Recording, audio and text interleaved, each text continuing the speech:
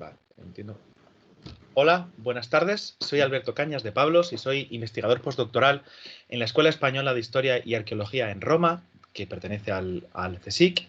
Y bueno, yo me dedico a investigar a soldados italianos que estuvieron presentes en España y en Portugal con un proyecto titulado Más allá de las penínsulas durante la primera mitad del siglo XIX.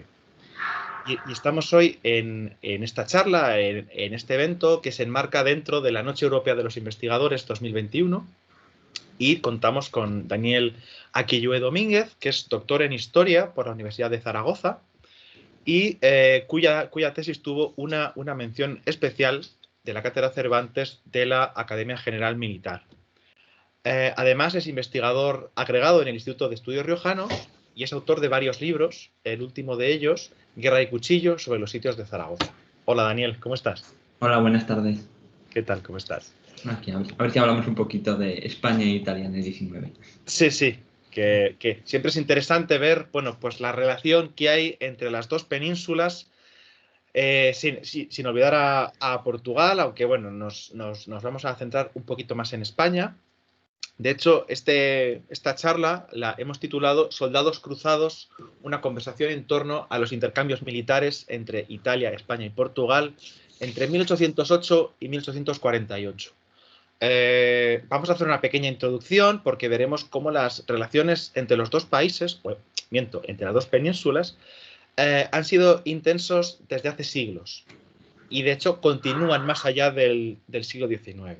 Incluso hoy, tanto Italia como España son fuertes aliados dentro de la Unión Europea y en otros momentos del siglo XX, que también vamos a mencionar después, también hubo una gran interrelación entre ellos. Bueno, Daniel, ¿qué nos cuentas sobre este bagaje histórico, este pasado histórico que hay Bueno, entre nosotros? pues es que el Mediterráneo occidental ha tenido lazos comunes desde muy antiguo, ¿no? Sí. Pero por no remontarnos tanto, a mí me gustaría empezar con el siglo XIII, Uh-huh. porque de ahí viene precisamente la relación en toda la época moderna y desemboca directamente en 1808, ¿no? Sí. Es porque Sí. los estados peninsulares se relacionan con los estados italianos.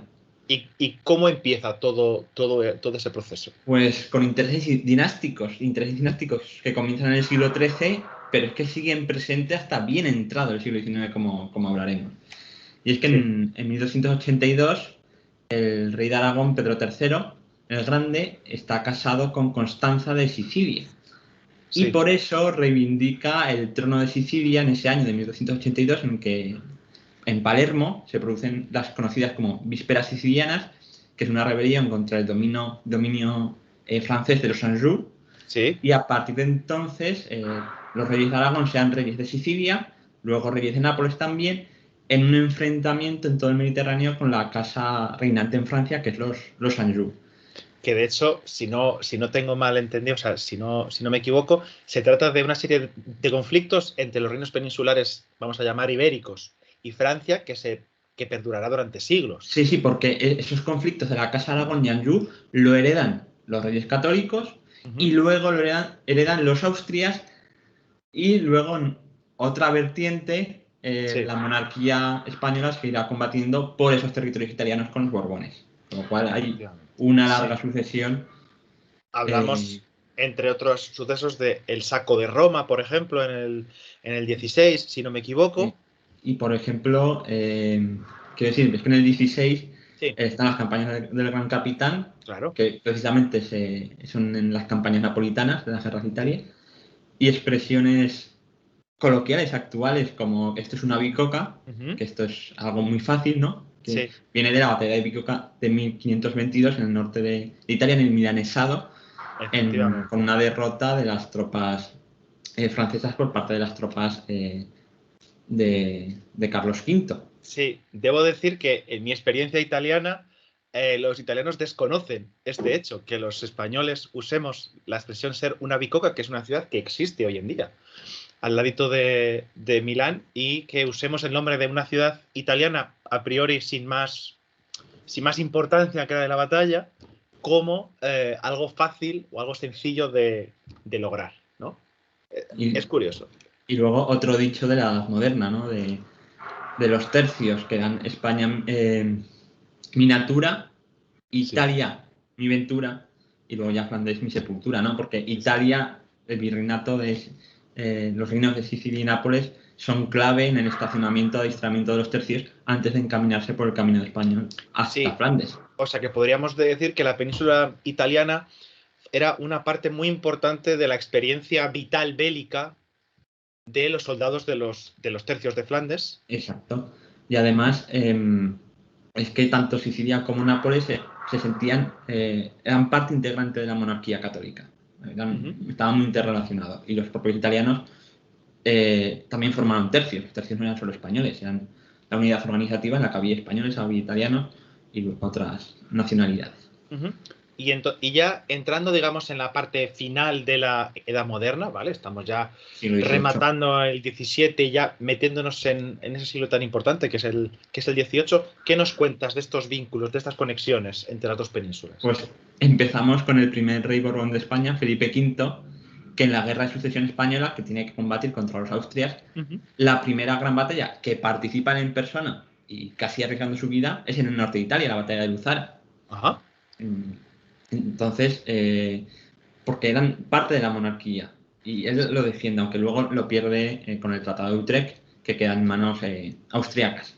Pero, sin embargo, por el matrimonio de su segunda mujer, Isabel de Farnesio, italiana, una mujer con mucho poder, con muchísimo poder en la España del siglo XVIII y que influyó en la política mediterránea de Felipe V, que consistió primero en la Cuádruple Alianza, 1718, desembarca una operación anfibia en Sicilia contra los austriacos, que la tiene que abandonar, pero demuestra el poder y el interés español y borbónico en territorios italianos. Pero es que luego, a colación de la Guerra de Sucesión Polaca, que ya ves tú que tiene que ver Polonia con España o Italia, pero la geopolítica del 18 es lo que tenía, es así, en todo el mundo, Carlos, hijo de Felipe V, acaba de rey de Nápoles. Carlos, que será luego Carlos III en 1759, rey ilustrado por antonomasia, aunque podemos hablar sobre el mito de España. Pero es que algo muy curioso también con Carlos III. Carlos III es quien redescubre Pompeya y Herculano, con un aragonés, que era Joaquín Roque de Alcubierre. Efectivamente, sí. Entonces, o sea que podemos decir que incluso la arqueología contemporánea en Pompeya, no sé si solo en Pompeya o en un sentido más amplio, lo desconozco, pero sí que las excavaciones contemporáneas de Pompeya vienen del reinado de Carlos III, de cuando era rey en Nápoles, ¿verdad? Exacto. Y aún me vas a permitir dos datos más del siglo XVIII. Por favor. Uno es, ya que estamos en el 275 aniversario del nacimiento de Francisco de Goya, pintor universal, nació en Fuendetodos. Él estuvo 2 años de formación en Roma, y allí presenta una de sus primeras grandes obras, que es Aníbal contemplando Italia, nada más cruzar los Alpes. Esa formación italiana se la trae de vuelta en España. Bueno, nos estamos centrando en los intercambios políticos y militares, porque los dos trabajamos sobre ejércitos, soldados y demás. Pero no es un tema militar, el tema del primer gran cuadro de Goya. Pero no podemos dejar de lado tampoco el arte. Tenemos a Farinelli, el gran castrato, entre otros muchos músicos, Boccherini, con la música para las calles de Madrid y otros muchos que, bueno, o incluso el propio Velázquez también estuvo en Italia. Es decir, lo que no tenemos que dejar nunca de lado es que eran viajes de ida y vuelta.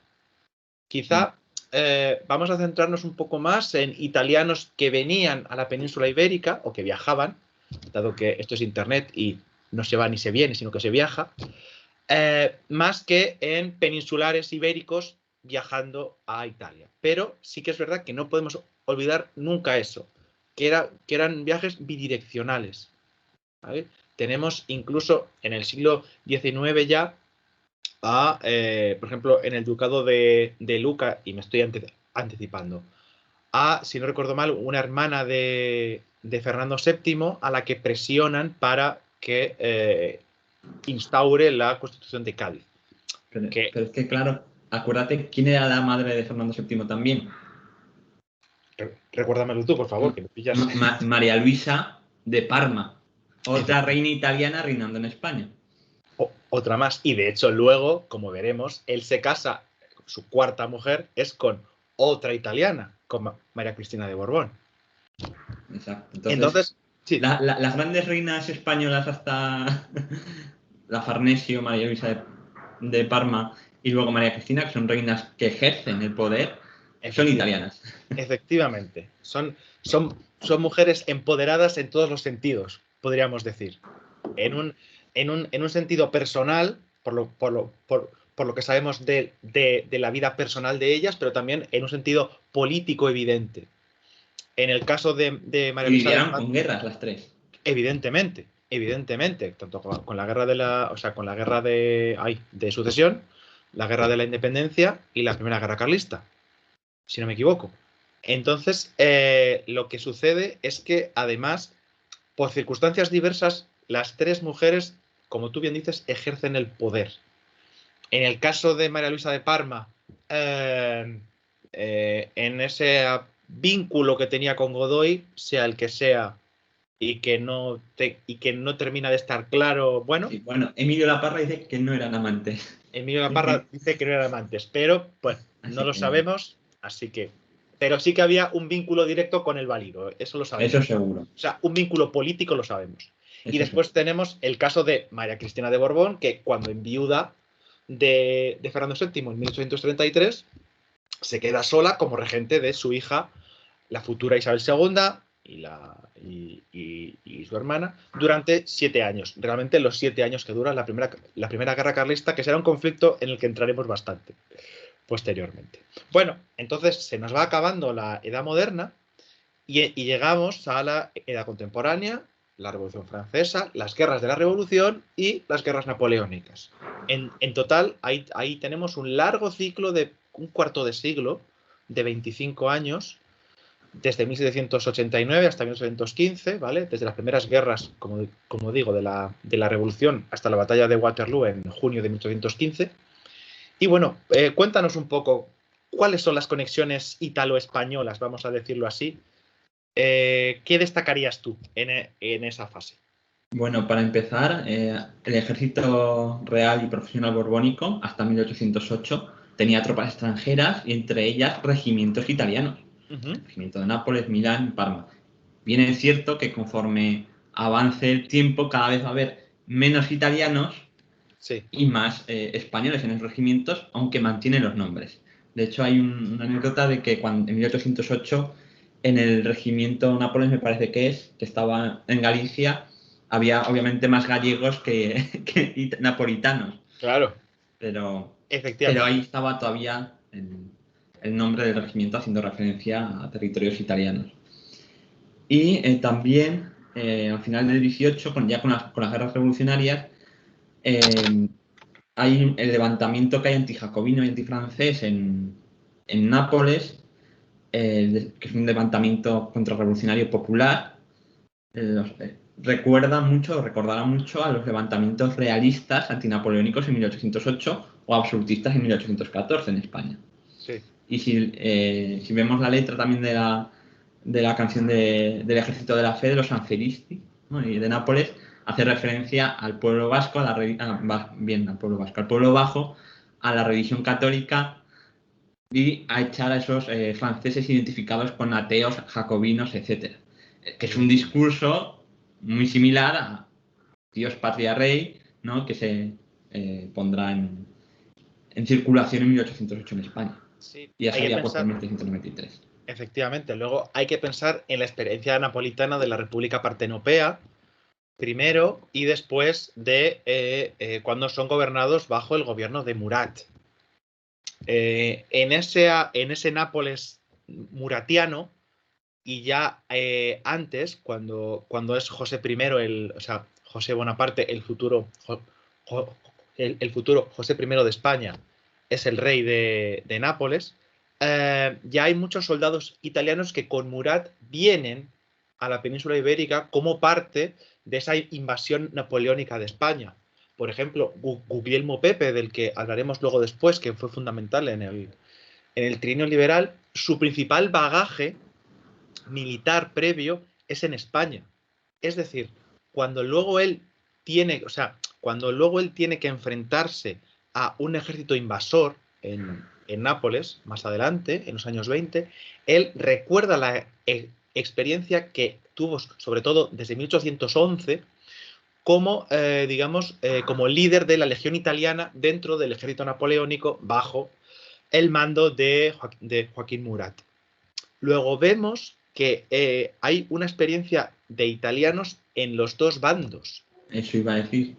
En los dos bandos. En esa guerra tan especial y tan peculiar que es la llamada Guerra de la Independencia en España, Peninsular War para los ingleses, la Guerra del Francés en la historiografía catalana, por ejemplo, cómo hay italianos a los dos lados, que es algo que se va a repetir al menos 2 veces más.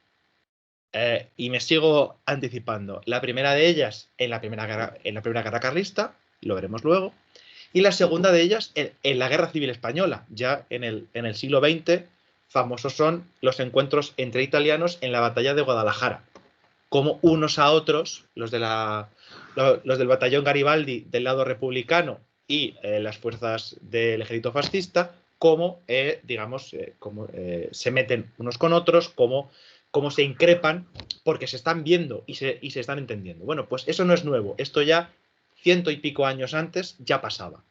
Pero es que fíjate, en la Guerra de Independencia Española de 1808-14, incluso hay una división familiar muchas veces. Y a mí un caso que me resulta curioso es el de uno de los héroes, entre comillas, de 1808, que es José de Palafox, Sí. Rebolledo y Melzi. Y aquí está la gracia, en su segundo apellido, que José de Palafox, su madre, sí. Paula de Melzi, era de un pueblecito al lado de Milán y era conocida como el Sol de Milán.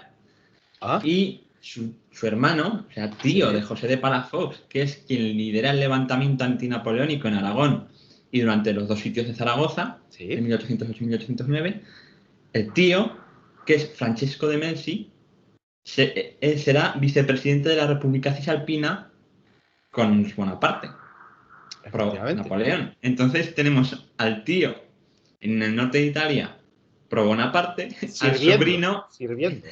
al sobrino en Aragón, liderando una guerra a cuchillo, una guerra a muerte contra los ejércitos napoleónicos.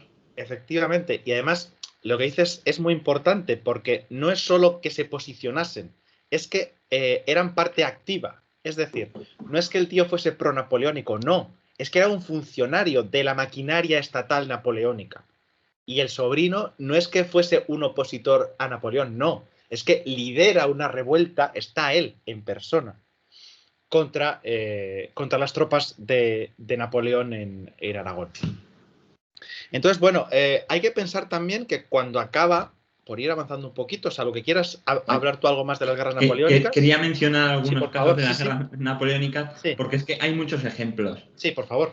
En junio de 1808 hay desertores piamonteses italianos que van que se presentan en Huesca, en Sangüesa, que está en Navarra, y en Cariñena, en Aragón, diciendo que han desertado de las tropas napoleónicas y quieren unirse a los españoles contra Napoleón. Sí. Luego, los italianos son muy importantes, los regimientos italianos, en el ejército del mariscal Suchet, que gobierna en nombre de Napoleón en Aragón y dirige la conquista de buena parte de Cataluña y de Valencia, entre 1809 y 1813. Luego, duque de la Albufera. Exacto, y está el general Ruggieri, que está en las 5 villas combatiendo a Esposimina. Están en la batalla de Pozondón en Teruel en 1812, que Villacampa, que es un general español, apresa a 600 italianos y su comandante Marín se suicida. Están en la acción de Utiel, son muy importantes en el sitio de Tarragona en 1811, está el general Palombini, los capitanes Colo y Curini, el capitán de granaderos Bianchi, el capitán Baccani, que entra en la brecha con los zapadores, en el asalto final a Tarragona, que luego será saqueada. Sí. Pero es que incluso hay un guerrillero que lucha en las filas españolas y es un armero italiano afincado en Madrid, que se une al empecinado, que luego acabará en prisión por bandolero en 1815, ¿no? Entonces, es que estos pequeños ejemplos y ya acabamos en 1813 con 400 italianos defendiendo Zaragoza de los españoles. Se retiran las tropas napoleónicas y dejan a 400 italianos en el castillo de la Aljafería. Ya volveremos. No volvieron, y cuando se restauró la Aljafería hace 30 años, se hizo una excavación arqueológica y salieron italianos muertos de 1813 en la Aljafería de Zaragoza. Es increíble. Es increíble cómo después de 200 años siguen apareciendo restos y siguen apareciendo, digamos, decir, pruebas o restos, como decía, de todos estos actos. Entonces, bueno, lo que tenemos, una de las conclusiones a las que podemos llegar es que tenemos como consecuencia básicamente de las guerras napoleónicas, que es algo que venía ya de antes, pero es con las guerras napoleónicas cuando explota, esa especie de internacional de soldados que se han recorrido media Europa. De españoles en Rusia, de polacos en Portugal, de italianos en Flandes, de franceses en todo el continente realmente, de un batallón sueco que está en Leipzig. Entonces, tenemos un montón de soldados cruzados. Bien, cuando ya acaban las guerras napoleónicas en 1815, ¿vale? Y ahora vamos a tener una especie como de desvío italiano durante un momentito. En la península italiana quedan unos 100.000 soldados que, bueno, que hay que gestionar, que hay que... sí que están los famosos demi-solds en Francia, que cobran medio sueldo y que no pelean, que no están en activo y demás. Pero bueno, digamos, en el caso de Nápoles, que es donde nos vamos a meter ahora, lo que sucede es que se llega a un acuerdo, a una especie de pacto en el cual conviven dos almas del ejército. Un ejército borbónico que retoma las formas de organización, de capacidad, de logística de los ejércitos del antiguo régimen, con ciertos cambios que se han producido, pero nada más, con los restos del ejército napoleónico post-revolucionario basado en el mérito que, bueno, queda subordinado al ejército borbónico de rey Fernando, pero bueno, que se quedan ahí. También hay antiguos servidores de Murat que, a pesar de que Murat muere luchando e intentando mantenerse como monarca post-napoleónico, como si fuera un Bernadotte de la vida, pero no lo consigue, digamos que hay muchos... ¿Cómo? Que le sale mal a Murat. Le sale mal lo que a Bernadotte a su manera, solo que nos vamos del tema, si no lo entraríamos en él. Consigue ser rey de Suecia y la familia sueca de hoy es heredera directa de un mariscal napoleónico. Bueno, pues antiguos servidores civiles de Murat quedan, digamos, como funcionarios públicos del nuevo sistema napoleónico de la Restauración. Ahí es donde aparece Guglielmo Pepe, del que hemos hablado antes, que dirigía una legión italiana.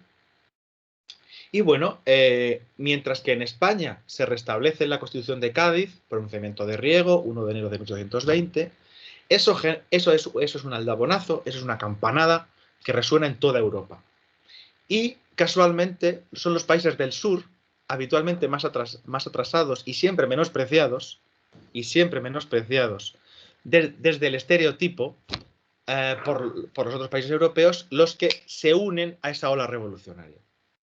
Y los primeros que se unen pues son los napolitanos. Pepe, con sus contactos con la carbonería, con una relación un poco ambivalente con esa sociedad secreta, con los carbonarios, bueno, pues protagoniza un pronunciamiento y consigue que se imponga la Constitución de Cádiz con una serie de cambios posteriores a el tío de Fernando VII, que desde el primer momento se marca un Fernando VII, dice que bueno, que sí, pero que no le digan nada, que él traga y punto. Delega en su hijo como regente y bueno, pasa el tiempo, estamos a comienzos de 1820 y en 1821, tras los congresos de Ljubljana y de Tropau, nunca sé cómo se pronuncia, digamos que lo que hay es una intervención austríaca en toda la península italiana que baja atravesando los estados pontificios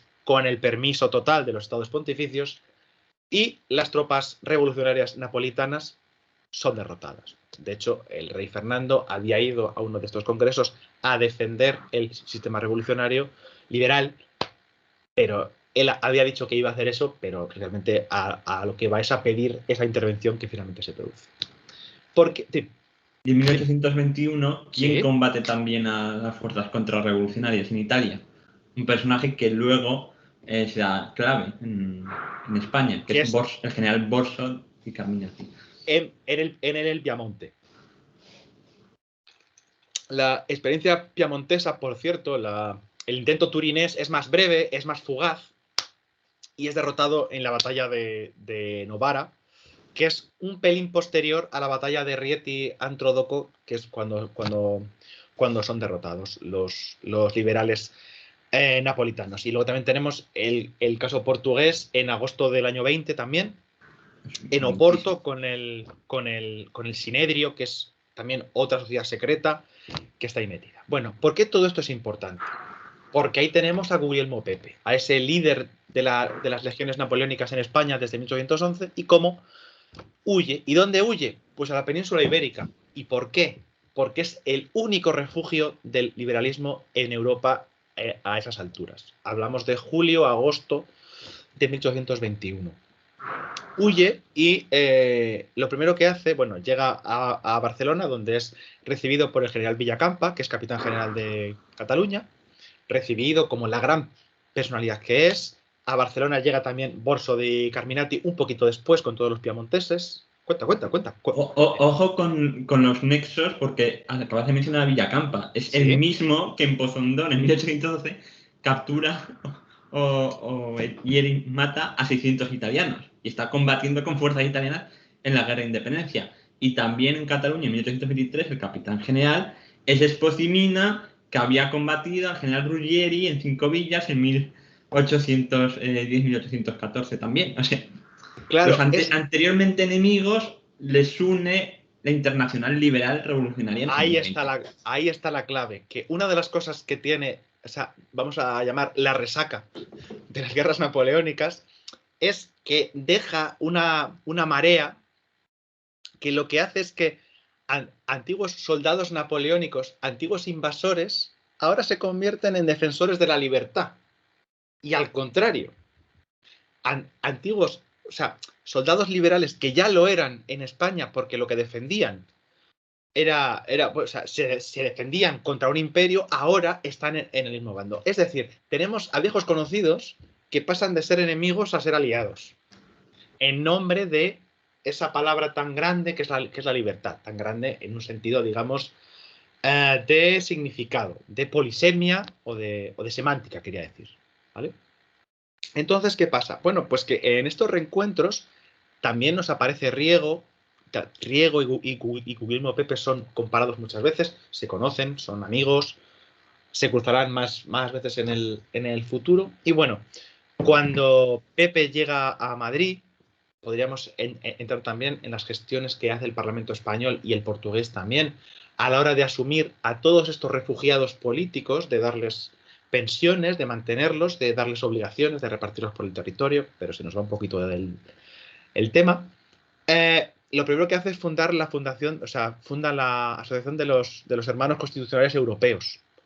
Primero en Madrid y luego en Lisboa, después de ser atracado en la frontera portuguesa, en una historia muy rocambolesca.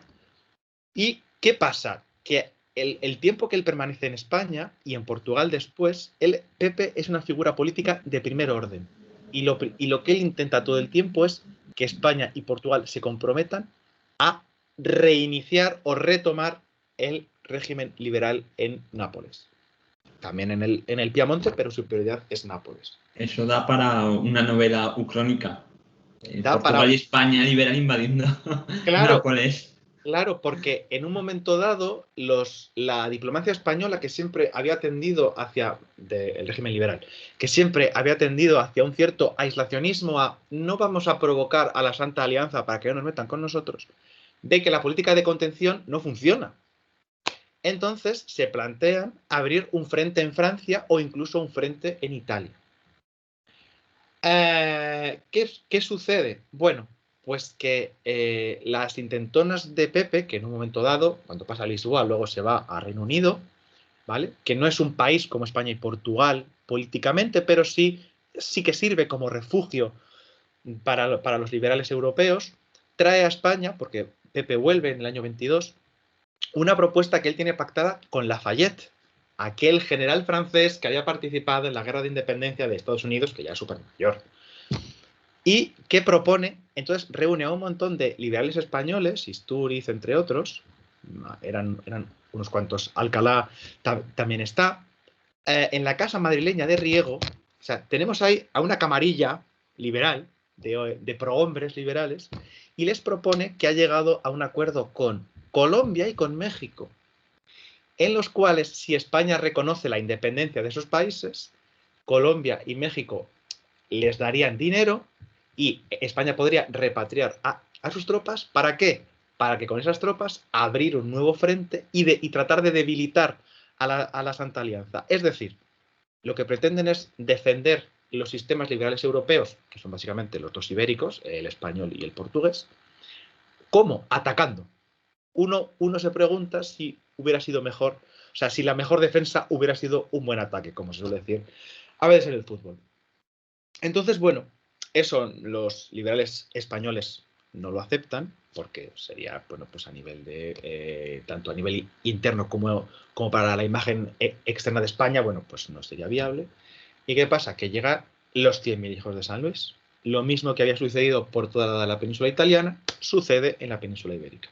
Al mismo tiempo que en Portugal estalla una revolución, la Vilafrancada, absolutista, contra el fugaz régimen liberal. Y ahí vuelven a aparecer los italianos defendiendo a las libertades españolas. Tenemos, por ejemplo, el batallón italiano, que lidera Pacchiarotti, sobre todo en Cataluña, no solo, y también batallones de ingleses y de polacos que están presentes en España. Es decir, junto con otros italianos como el mismo Borso di Carminati, que sigue por aquí, Vincenzo Pisa, que también en antiguo, vamos, aliado y amigo de Pepe, que sigue en España, junto con otros muchos. Todos ellos serán derrotados y todos ellos tendrán que huir. Algunos vuelven a Italia ocultos, otros huyen a Reino Unido y hay una gran parte que se va a América.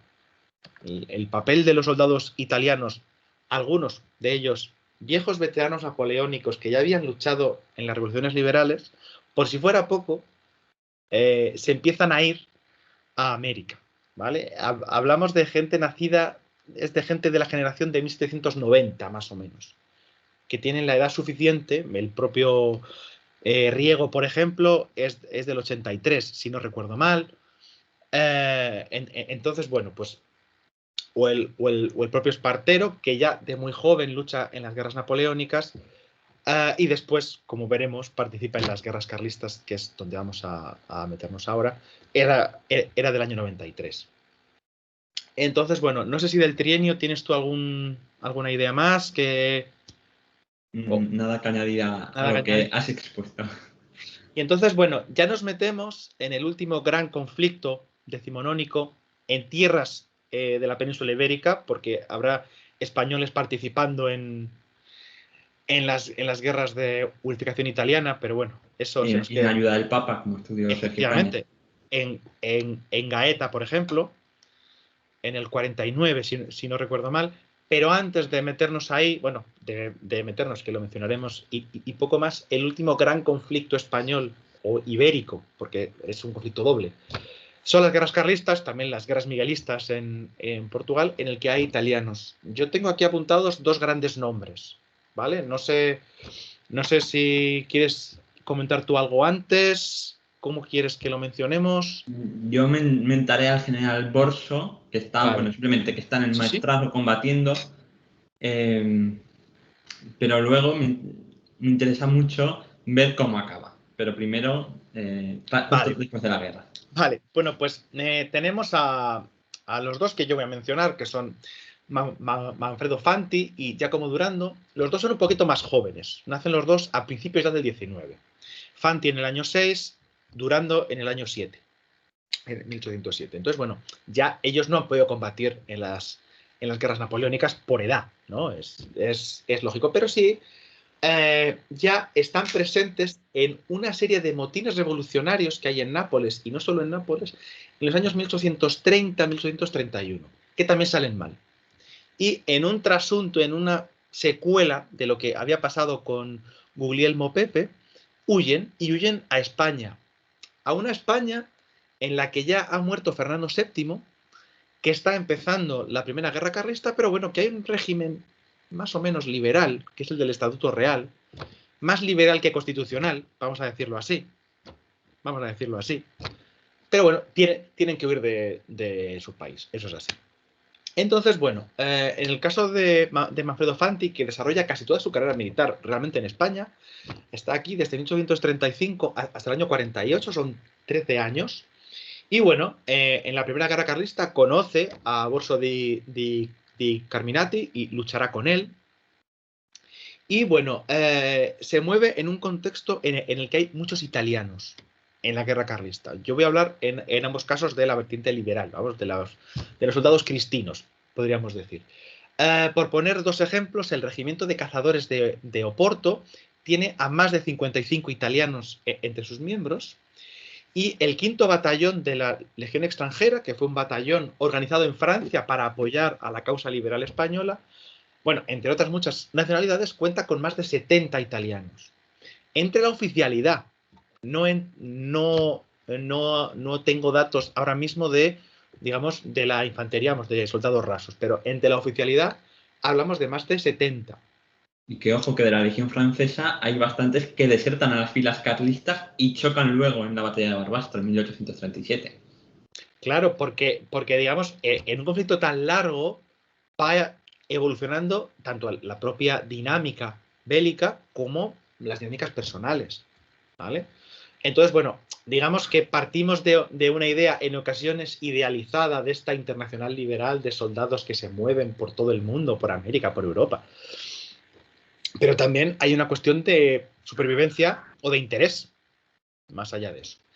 Entonces, bueno, Manfredo Fanti, que como os digo, había huido desde Italia, bueno, pues es laureado con la Cruz de San Fernando, entre otras muchas condecoraciones, y además una cosa importante es que hace carrera militar política en España, especialmente durante la regencia de Baldomero Espartero, del año 40 al año 43.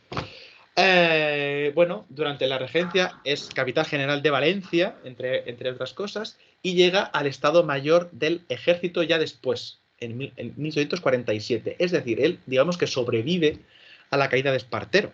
Él había tenido cargos con Espartero, y una vez que cae el régimen del militar manchego, bueno, pues conserva su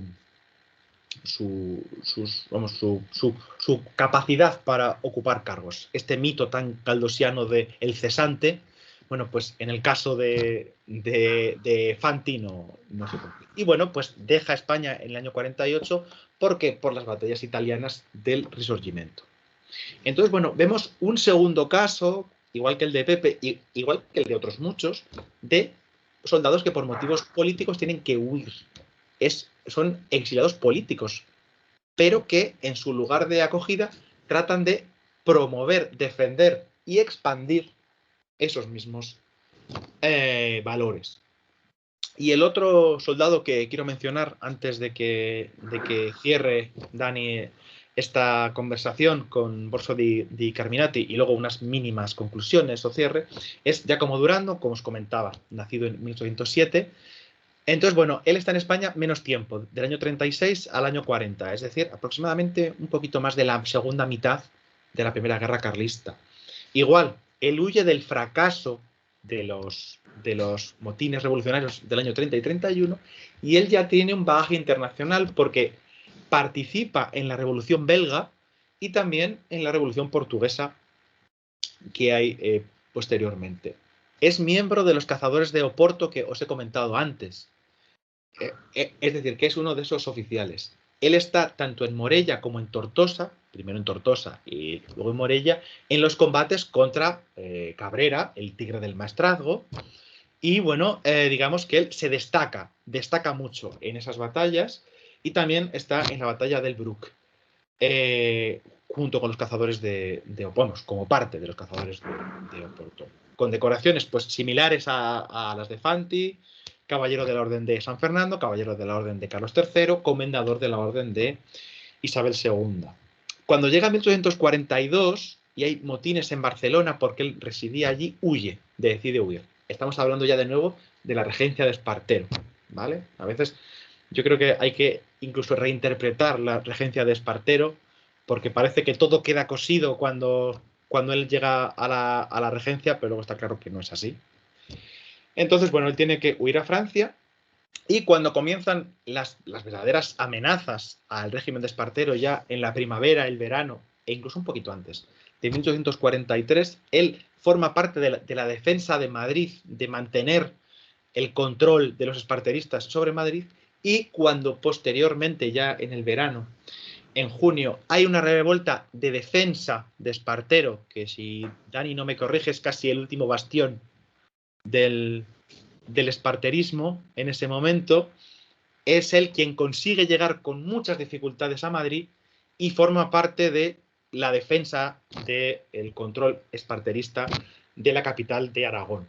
Y luego, bueno, sobrevive como buenamente puede durante unos poquitos años más, hasta que cuando ya se van iniciando las luchas del llamado Risorgimento italiano, bueno, pues se ve como él deja España para ir a Italia para vivir, o sea, para luchar por esas ideas. Y de hecho, él vivirá hasta casi final del 19, muere a los 87 años en el año 94, así que él fue testigo de todo el siglo, realmente. Y bueno, va a acabar Dani esta pequeña charlita con Borso di Carminati, que también nos va a ser muy útil. Sí. Cuéntanos. Sí, simplemente cerrar porque el elemento aglutinante de estos personajes es el batallón de cazadores de Oporto, ¿vale? Y quien los comandaba era Borso, que no era italiano de nacimiento, sino de ascendencia porque sus padres eran genoveses. Sí. Pero Borso está primero en las guerras liberales contra el miguelismo en Portugal en favor de la reina María II, hija de Pedro de Portugal, Sí. hasta el 34. Luego en el 35 va por mar, desembarcan en Barcelona en el año 35 los cazadores de Oporto, que además hay incluso un grabadito muy majo que se les ve desembarcando, y combaten en toda la zona del Maestrazgo, que ojo enfrentarse a Cabrera, que casi fue más cruenta la guerra en el frente aragonés de Castellón y catalán que en el norte, que es donde se ha llevado más fama, las provincias vascas y Navarra. Y ahí está durante todos los años 30. Y luego el final de Borso es que comete el error de, en el año 41, ya con la regencia de Espartero, de tomar partido político por el partido moderado. Ajá. Porque están los progresistas en el poder con Espartero. Y toma parte en la conspiración e intento de golpe de Estado de octubre del año 41, y Borso, que estaba en Zaragoza, no se le ocurre otra cosa que intentar sublevar Zaragoza, capital de Aragón, contra el regente esparterista, o sea, la ciudad más esparterista del mundo. De España. Exacto. Entonces, obviamente no lo consigue, se lo ponen los 4.000 milicianos armados, tiene que salir corriendo de Zaragoza, intenta huir hacia las provincias vascas, donde está Montes de Oca, intentando también levantar contra Espartero, pero en la ribera alta del Ebro, en el pueblo de Mayén, es apresado por la Milicia Nacional de Mayén y lo fusilan en octubre del 41. Y entonces, se acaba la carrera de Borso. Entonces vemos cómo durante muchas décadas España, también Portugal, aunque como comentábamos hemos entrado muy poquito en el caso de nuestros vecinos, cómo es central en la experiencia extranjera de los soldados italianos, tanto ya desde las guerras napoleónicas, ya antes, pero muy especialmente en las guerras napoleónicas, y también después, con una serie de conflictos posteriores e incluso en tiempos, vamos a decir, de no guerra, de paz, como es la regencia de Espartero, en el que la primera guerra carlista ha terminado y aún queda un poquito para la segunda. Entonces, bueno, cómo están presentes en la vida política, cómo Pepe organiza una sociedad secreta que pretende ser europea para coordinar estos esfuerzos, cómo esta internacional liberal, que insisto, nos hemos centrado en su vertiente italiana, pero es europea con ramas en América.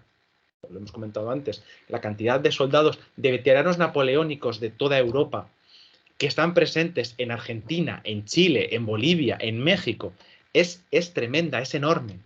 Hay un montón de veteranos italianos también que forman parte del Estado Mayor del Ejército en Chile, por ejemplo. Hay un libro de Puigmal que recoge en una especie de diccionario, en una investigación muy, muy profunda, esta ramificación latinoamericana, hispanoamericana de los soldados italianos, de estos veteranos italianos.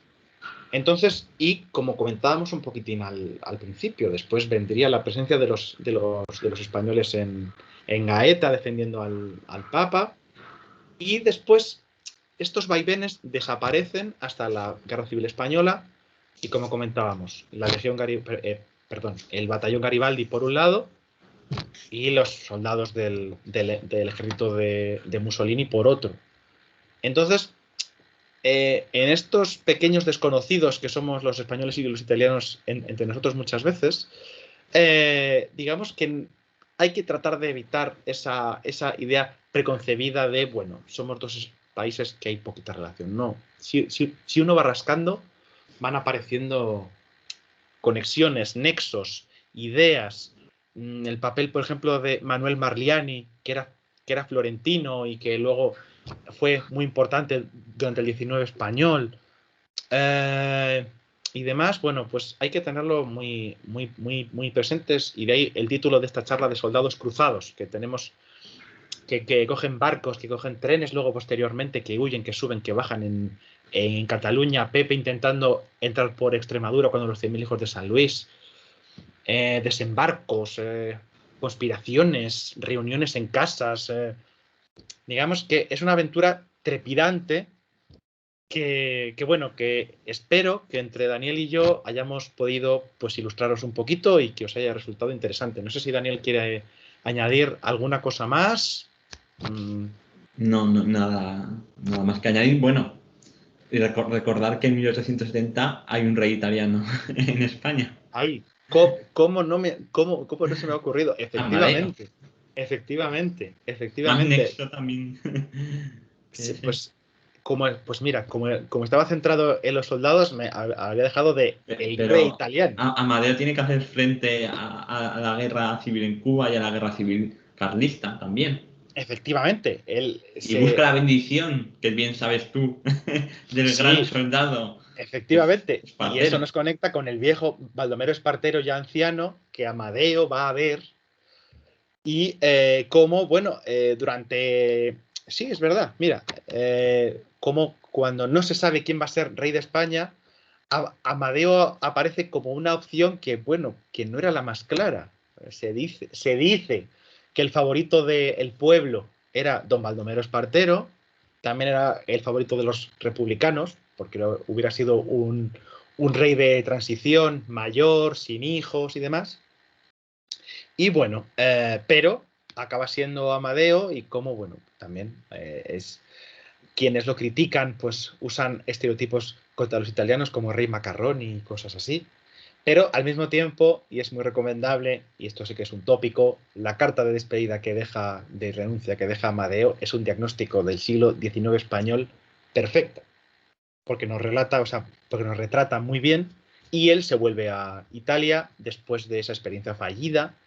Pero bueno, sí que se veía también, se partía de antiguas conexiones, de antiguos vínculos entre los dos países. Sí, Daniel, ¿cómo se me puede olvidar? Tienes toda la razón. Tienes toda la razón. Vale, pues nada, lo último, agradecerte que hayas estado con nosotros este rato. Ha sido una conversación muy interesante. Yo encantado. Y nada, espero que haya sido de interés para todos vosotros. Y lo dicho, espero que estéis disfrutando de esta Noche Europea de los Investigadores, tanto las actividades que organiza la Escuela Española de Historia y Arqueología en Roma del CSIC, como las otras instituciones que están montando eventos, charlas, cursos. Aprovechad que es una muy buena oportunidad. Y nada, muchas gracias y hasta la próxima.